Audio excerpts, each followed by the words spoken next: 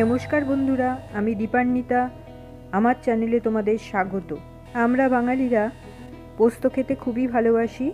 সেটা যদি হয় আলু পোস্ত বা ঝিঙে পোস্ত বা পোস্ত চচ্চড়ি, তাহলে দুপুরের খাবারটা জাস্ট জমে যায়।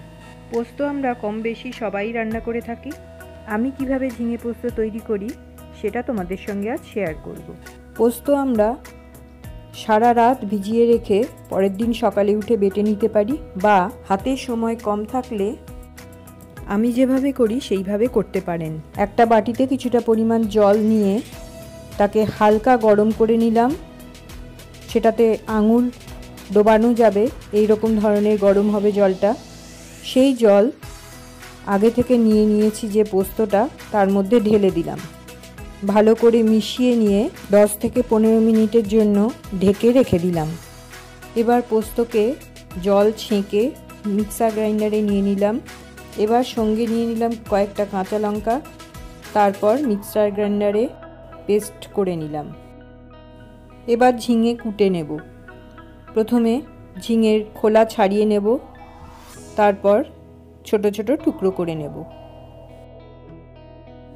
ঝিঙে অনেক সময় বেশ তেঁতো হয়, তাই কুটনো কোটার সময় প্রত্যেকটা ঝিঙেকে চেখে দেখে নিতে হবে যে ঝিঙেতে কোনো রকম তেতো ভাব আছে কিনা।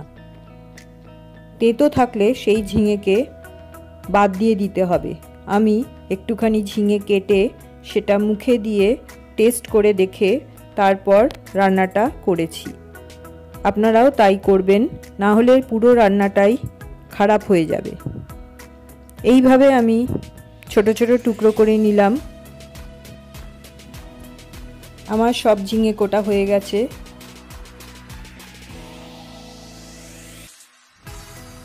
এবারে আলুগুলোর খোসা ছাড়িয়ে ছোট ছোট টুকরো করে ভালো করে ধুয়ে নেব। আমি আলু আর ঝিঙে সমপরিমাণ নিয়েছি। কেউ যদি মনে করেন ঝিঙে বেশি পরিমাণে ব্যবহার করবেন তাও করতে পারেন, তবে আমি দুটো জিনিসই সমান পরিমাণে নিয়েছি। এবার মূল রান্নাতে চলে যাব। প্রথমেই একটা কড়া গরম করে তাতে সর্ষের তেল নিয়ে নিলাম।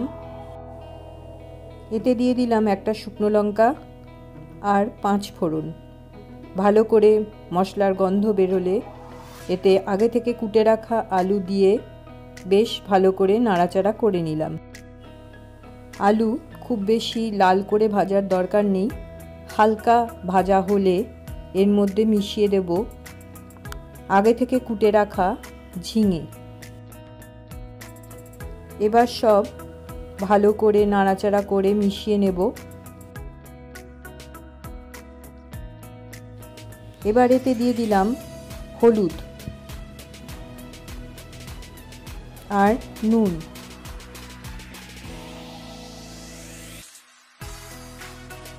ভালো করে নাড়াচাড়া করে মিশিয়ে দেব। এবার ঢাকনা লাগিয়ে দিলাম 5-7 মিনিটের জন্য। 5-7 মিনিটের মধ্যেই আলু সেদ্ধ হয়ে যাবে। ভালো করে চেক করে দেখে নিলাম। এবার এর মধ্যে মিশিয়ে দিলাম আগে থেকে বেটে রাখা পোস্ত আর কাঁচা লঙ্কা। ভালো করে নাড়াচাড়া করে পোস্তটা ঝিঙে আর আলুর সঙ্গে মিশিয়ে দিলাম। এবার খুব সামান্য জল দিয়ে মিক্সার গ্রাইন্ডার ধুয়ে সেই জলটা এতে মিশিয়ে দিলাম। আর ঢাকনা দেওয়ার দরকার নেই, আলু আর ঝিঙে আগেই সেদ্ধ হয়ে গেছে। মাঝে মাঝে নাড়াচাড়া করতে হবে, না হলে তলায় লেগে যেতে পারে।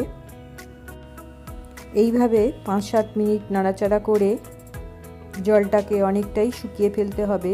মিশ্রণটা ঘন হয়ে গেছে। এবার কয়েকটা কাঁচা লঙ্কা ভেঙে দিয়ে দিলাম। তৈরি হয়ে গেল ঝিঙে আলু পোস্ত।